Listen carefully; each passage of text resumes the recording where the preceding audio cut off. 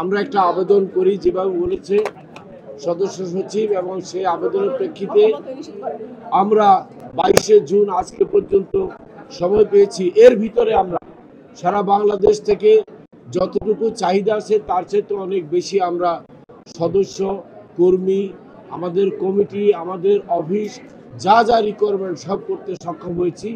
এবং আমরা আজকে সমস্ত কিছু খুব সুন্দরভাবে অর্গানাইজ করে যেভাবে চেয়েছেন সেভাবে এগুলো আমরা জমা দিতে সক্ষম হয়েছি।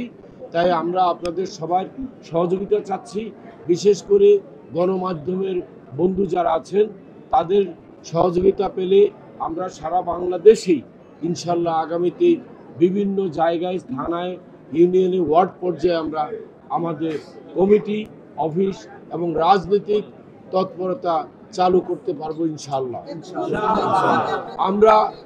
আমরা বিশ্বাস করি গণতন্ত্র, আমরা বিশ্বাস করি বহুদলীয় গণতন্ত্র, এবং আমি যেমন বিশ্বাস করি বর্তমান সরকার গণতন্ত্র বান্ধব, রাজনৈতিক বান্ধব এবং আমাদের অনেক পছন্দের একটি সরকার।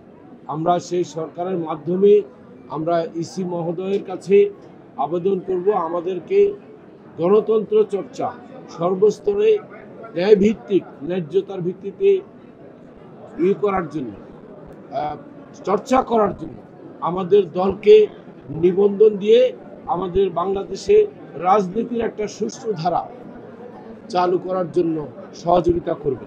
আমরা প্রতীক চেয়েছি আনারস, কলম এবং ঘণ্টা।